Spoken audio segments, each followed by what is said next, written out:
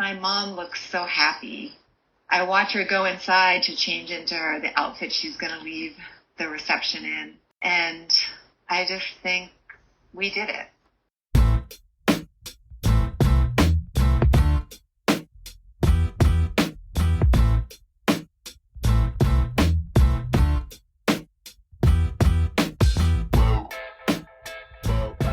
Hey there, and welcome to Grit, True Stories That Matter, a weekly podcast on the art and craft of the personal narrative story.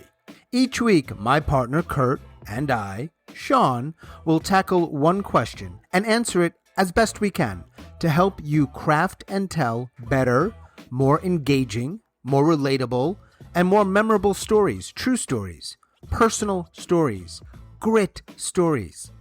This week, our featured storyteller is Sara Quay. Sara lives up in Massachusetts, and there must be something in the water up there because they produce a whole lot of really good storytellers. Sara's got a 5-minute story, and when she's done, Kurt and I will tackle this week's question. What makes a story a story? And stick around after Kurt and I finish up. Sara's got something to say about that as well. Thanks so much for listening. If you'd like to support us, you can follow us on our Facebook page, Grit True Stories That Matter. If you've got a question or a comment or an idea, reach out. You can email us hello@storygrit.com. And finally, if you are listening on Apple, it really helps us and lets other people find this podcast if you rate and or review it. Thanks again. Let's dive in. It's July 25th, 1974. I am 9 years old, and I am about to be a flower girl in my mom's wedding. We've been on our own for a few years now, my mom and my younger brother and sister and I, ever since my dad moved out and my parents got divorced. But today, I am getting a stepdad, 3 stepsisters, and a stepbrother. So this is the era of the Brady Bunch on TV, and so merging families and bringing people together in this way seems kind of normal and easy and exciting, and I am really excited. I already just love my soon-to-be stepdad, and one of the girls who's going to be my sister is my best friend. Her name is also Sara, which we think is hilarious because now we are going to be sisters named Sara living in the same house because that's not going to cause any confusion. So I'm super excited. And my grandfather takes the 3 youngest girls, including me, out the day before to go shopping, and we get to choose any doll that we want. And so I choose the bride doll, and she has a beautiful long white dress and veil, and she reminds me of my mom, and I just think she's perfect. It's a 1970s wedding, and my mom has a ring of daisies in her hair. We girls are dressed in different pastel-colored wrap skirts that are all homemade, and we have little peasant blouses with embroidery on the sleeves. The boys are in seersucker jackets, and everyone's looking pretty good. It's a pretty small guest list, just friends and family. And the reception is in our backyard, or what will be our backyard. Right now it's still my stepfamily's backyard because my mom and sister and brother and I haven't moved in yet. There's food and cake and a toast to the happy couple, and just my mom looks so happy. I watch her go inside to change into the outfit she's going to leave the reception in. And I just think we did it. So the plan is that my mom and stepdad will leave the reception and head out on their honeymoon for a week. And tonight, my sister and brother and I will go back and spend one more night in the house we grew up in. Our aunt is going to spend the night with us, and then tomorrow just take us to our grandparents for the week. And while we're there, all of the clothing and toys and furniture from our old house is going to be just moved to the new house, and our bedrooms are going to be all set up, and we're just going to get dropped back off there in a week and kind of start our new time together as a family. My mom and stepfather start to walk away from the reception and down the path towards the car, and people start throwing rice and rose petals, and the kids are sort of shouting, and the adults are beaming, and there's just so much joy in the air. As my mom walks past me, I throw my arms around her waist, and I just start sobbing. And I stay like that, bent in half, crying inconsolably all the way to the car. Because it has hit me on this incredibly happy day that my life just changed forever. My mom is not going to just be my mom. She's going to be the mom of 7 kids. I'm leaving the house I grew up in and moving in with people that I really actually don't know that well.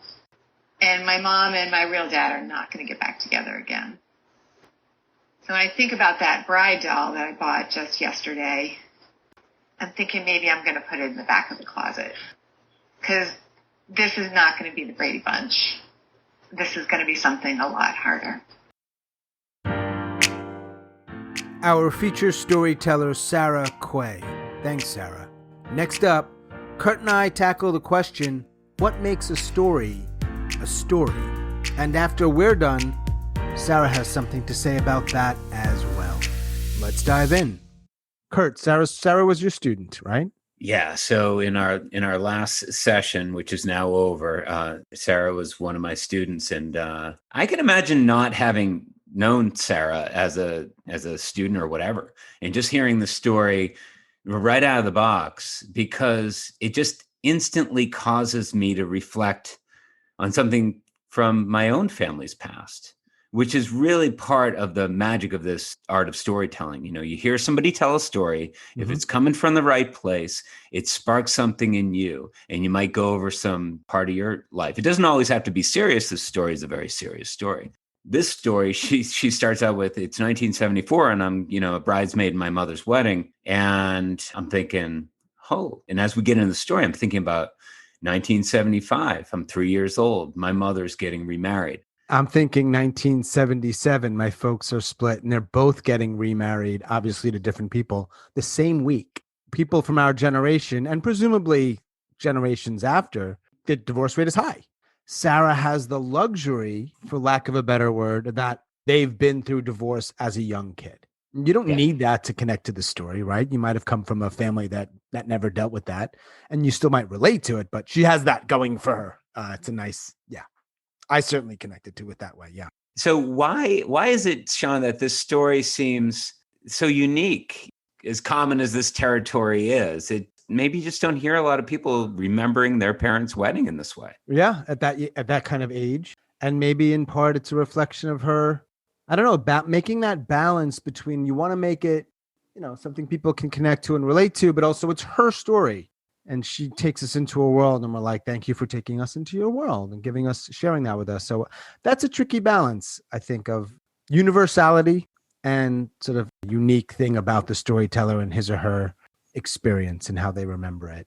It's not just about the wedding. It's a loss of innocence story. It's parents making decisions. And for the most part, you can hear the parents in the story saying behind the scenes, well, this is going to be best for these kids. We're presenting them an opportunity to live in a household intact as a kind of family. It's even part of our popular mythology now, the Brady Bunch and etc. Overlooking, maybe because it's willful overlooking, but that there's definitely this fallout. And Sara is telling us in 4.5 minutes how it gets absorbed. Yeah. She wants to believe that this is a happy occasion. And then all the pieces start to move in a certain direction towards the end. And she's bent over at the waist, throwing her arms around her past, her mother's waist, just sobbing, because it's so sad to understand, especially as a little kid when it's never happened to me before, that nothing will ever be the same, no matter what mom says. I think for most people, particularly kids, your default is it's going to be okay. That's how we get by in the world. If your default was it's not going to be okay, you are in trouble, I think. Yeah. So and isn't that kind of what innocence is? Yes, It's you're going to be right. okay. I was just sucked into the story. You and I are in a conversation that I completely enjoy. It's this ongoing conversation about what are the stories that we're looking for. Mm-hmm. And every time we reach out to a storyteller, we're tasked with, describing what is a story for this podcast? What is a grit story? And it's in flux, but generally we know a couple things. We want to see what's underneath. We want you to take on something that's maybe emotionally challenging. But I think baked in there, maybe unsaid between us is, maybe going deep sometimes takes longer. And I know that the story is exceedingly short. Do you remember what you were thinking when I said, hey, we should do Sarah's story for the podcast? I love that we are trying to include people who aren't necessarily on the storytelling circuit. I'm not even sure what the circuit is, but there's certainly a good number of people who we see a lot, and many of them are very gifted. And I'm by no means excluding them. I like the fact that, no, all right, so there's somebody who's newish to this. Maybe we can feature them also. Sarah came into my class anyway, with like this desire to be super honest. And by the way, when I asked Sarah, give me a little bio for our show, it was so modest. I never really learned anything about her. I just know that she works at Endicott College. I don't know if she's a professor of English or what, but I know that she has a background in writing essays. There was with Sarah this know-how. So it excited me when she started to tell this story that also happened to resonate. Probably did a much better job telling her own story than I've ever done telling that part of my past. Part of it is because I was a little too young to really have a grasp on the wedding day. Like in 75, when it happened, I was falling asleep. I took a nap. Same. I think I got drunk. I think I accidentally got drunk. But, I don't know the age, and it may not be the same for everyone, but 3 and 4-year-olds don't typically do things that years later they remember. Right. And it would change the course of their life. I hear this, by the way, this is a tangent, in marketing. This has come up before. It's a spot for me that gets me charged up. I'm 4 years old and I heard this and my parents were yelling and I decided I would never be that kind of person. And I'm like, no, you didn't. You did that when you were 29 in your therapist's office. And that's fine. Good. But I don't think you were 3.5 when you made that decision. However, Sarah at 9, that's a different age. And you really can remember things in a different way and how they affected you and maybe things that you are aware of, yeah, this is really changing my life. This is going to be different and it's not going to be the same. And I don't know what lies ahead. Right. Exactly. Yeah. When we look at stories, there are certain boxes that need to be checked, as you like to say, just certain things that every storyteller sort of needs to cover. I'll just bring up one of them today, just in the interest of being basic. Yep. Or straightforward rather. And it is, does the main character change? Because if there's no change in the story, there's really no story at all. It's just, there's really no takeaway. It's like, that's what story is. Story represents change in an individual. You're the main character. You've got the responsibility of the story heaped up on your shoulders. You're carrying us through the scene or scenes that make up your story. These scenes matter because they have a certain influence on who you are, to the point where by the end of the story, we're well aware that it's landed on you and you may never be the same again. That's change. What I loved about the story was at no point did I have to say, that storyteller who says, and then I realized, or I was devastated, creates like this wall between you in the story at hand. Sarah just doesn't create that wall at all. She's like, I'm going to take you through in my measured Sara way. Here we are in the doll shop. Here we are full of expectation. Here we are, I'm putting on my bridesmaid stuff. Here we all are looking good. And then we're at the wedding, and then there are toasts. She's like, this is what it looked like to me, age 9. And then everybody's throwing rice and petals, flower petals, and then sideswipe me, as real grief does to a person.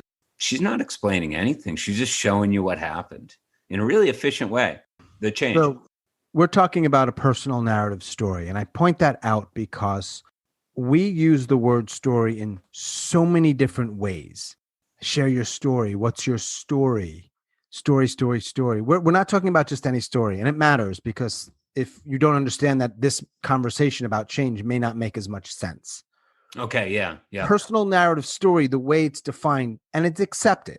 There's some kind of change, big or small, however you define it. Change can also include just a different heightened sense of awareness about something, increased understanding about something. It can be slight. If you don't have that, we call it typically a romp or an anecdote, and they're fine. But the reason a story is a story and not that is because it seems as if stories which include this change, they do something more. It's not an accident. It's not as if three professors from Amherst College have decided what a story is and they're forcing us to do it this way. It's this way because however it came about, it's just better when there's change.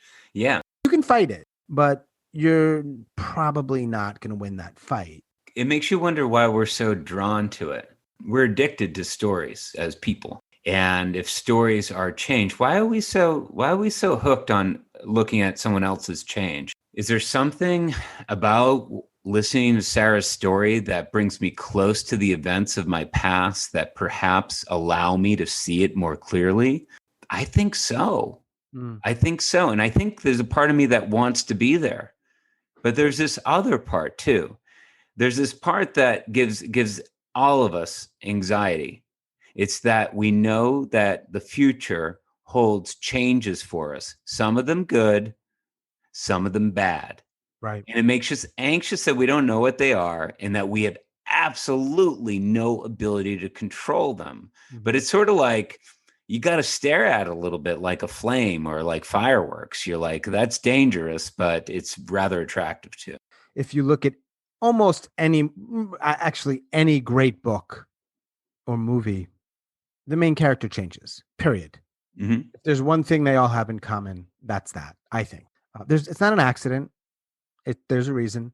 Why that is and why we're drawn to it, I'm not sure. I do think that it's in our DNA. It's the default we often go by. I think it's there's a conversation around hope and improving our lives and struggling and fighting. And so when you craft a story and it reflects that, I think we're drawn to it. Find a really good anecdote or romp. The teller has work to do, a different kind of work to keep us engaged. If the arc of your story is the change from where you started to where you ended, and you follow that arc, whatever it looks like, we're in it.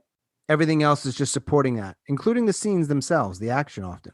If you don't have the change, all we have is the stuff that's happening to you. That's it. And unless I happen to overlap with that experience, we were both college kids and in a fraternity and it just works out that way, you got a lot of work to do to keep me engaged, to keep me interested. It is not easy. And more importantly, even if it's good, I'll forget it probably in an hour or two. Am I talking in circles here? Not at all. You know, when someone comes into your kitchen or whatever, and you're listening to someone, they're telling you about their day, and you're thinking, or ultimately, if I know Sean Wellington, you're saying, get to the point. You're fair. That's fair. Get to the point is just like, okay, what's the point? Like, and I think the point is change. You know, stop going sideways. Don't tell me about what you saw at the grocery store. Tell me about the person who tried to trip you or tried to rip you off or mug you, or what's the point? Right. So this is a fundamental thing in story that I think, how do I say this nicely? A lot of people get wrong. They focus on the action and the scenes. I'm using the word scenes. I can say action or events. I am using that in the synonymously. They are not recognizing the change. When I use the word change, I think when we use the word change, it is not necessarily one moment. It's a series of moments that develops. That is what a dramatic arc is. So when you or Aaron or other people say, I'm not jiving with this and I realize stuff, what I think you are saying and he is saying is, you didn't change throughout your story at all. You shared with us a bunch of stuff that happened. And at the very end, you're saying, and I realized this or I discovered this, but you have not shown us through the story at all. What we're saying is like, that's the very part. That's the hard work behind. And then I realized is, no, show us how you got there. That's the story. Stop it. Don't sidestep it. So there's also this, when you're telling that story at our age, it's been banging around your head and your heart for a long, long time. It's just something that only happened to you. And it takes a certain amount of maturity to say, there was some good stuff here too. And not to render the adult figures as completely evil. The mentoring grandfather takes me to the store to buy any doll I want in the damn store. That's pretty cool. And so she doesn't do that thing that a lot of people just starting out do, which is to really draw a circle around themselves as having some sort of unique experience. Right. Well, I don't think it's just people that are starting out, but yeah. There's a lot of people that do that, and it is a pitfall. And you wonder, do they have people in their lives to say, hey, you're doing this thing and it's not particularly effective. In fact, it's a little bit alienating and I'm just not interested. I would guess that most people go through it. I mean, I'm speaking from experience in writing. Like I was doing it for a long time. It's hard not to, I mean, it's not hard for me anymore because now I know like every story's been told and I'm not so special. And, we're just all dipping our ladle in the same damn soup. I mean, it's just the truth. Our stories all look a little bit different. Like we talked about Laura Packard's story about grief. We'll all go through grief, unfortunately. Laura's is unique to Laura, but there's so much about her story that everybody who's been through grief can relate to. Even the tone of her voice. Sarah's story, you don't need to have had parents who split up to realize that as a little kid, sometimes parents make decisions and there's a fallout. That's what that story is about to me. The really good stories typically have this thing where I'm like, wow, that was a really interesting thing you went through. And I relate to some of it. So Sean, imagine if you were listening to Sarah's story and she loaded you with details. So her story was like 7 minutes long and she was describing how shaggy the fucking grass was on the lawn. Right. So she gives you just enough. It's super minimal. Yeah. But Sean's sitting there filling in the blanks. She's saying, no, listen to my story, be part of my story, be engaged. You know, from the feedback when people really like your story, there's going to be tons of people around us who go, oh, nice job. That was amazing. Not a good sign. There's a lot of that going on because we do love each other, but we know it's hard, but not all our stories are amazing. But if we know like not to fill in, don't overload them. It's just like Tom Sawyer whitewashing the fence. The storyteller sort of tricks the listener into doing a lot of the imaginative work. Yeah. That is not my thought. That's from Jonathan Gottschall's book, The Storytelling Animal. It's just so true. And he's talking about writers, but he might as well be using the word storyteller. Sure. I think when you say that, if I'm new to this, or even if I'm not, that's a hard one because we do need to say some stuff to communicate with you certain things, or it's not a story. I'm miming. I mean, you've got to actually, words have to come out of your mouth, right? And then you're asking the teller, the crafter of the story, the hero, and so on, tell me what I need to know, but not too much. And I think that is one of the hardest things to really get a handle on. I really do. Enough to activate our imaginations, but not too much that we just are lost or stop caring or check our phones. But the bigger message here is you start one way, you end another way, and the story is that change. The story is not the events. That's a huge difference that I think a lot of storytellers, if they embrace, would drastically improve their stories, Kurt. And those scenes that you are choosing serve the change. It's not the other way around.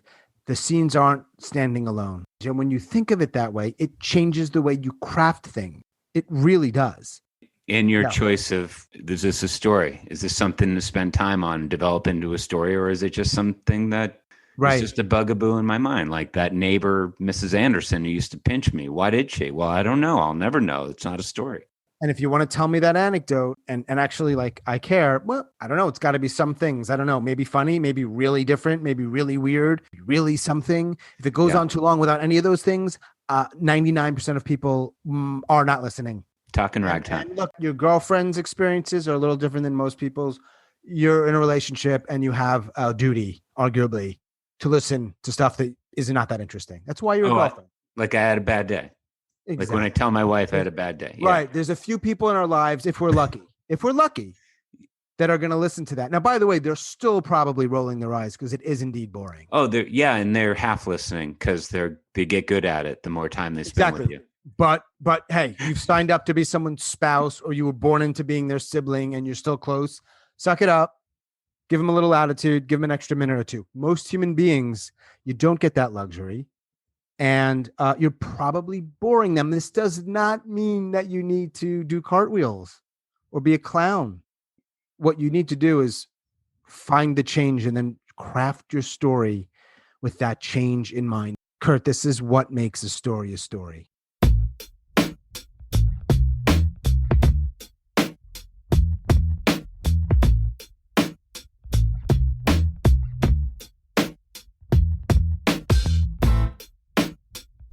I was actually very surprised by how my story ended until I started remembering my mom and stepdad's wedding. I had completely forgotten about the inconsolable sadness I felt as my mom and he were leaving the reception and heading out on their honeymoon, and we were embarking on this big adventure as a family. And yet, as soon as the memory came back, I was right back there, and it was just really powerful to remember being 9 years old and at the beginning of a chapter of my life that shaped really who I am today. The good news is that my step family, my family as I call them, we have worked really hard to be connected and supportive and done really well. We're a big, I call us a family orchard instead of a family tree, and there's just a lot of love there. When my stepdad passed away almost 20 years ago now, we all kind of made a new commitment to each other to be a family and to remain a family, and it's been one of the great joys of my life to be part of such a large, different kind of family unit. So it started out with some challenges, but the initial feeling I had on that day was one of love, and that's the one that I hold today. Thanks so much for letting me tell my story.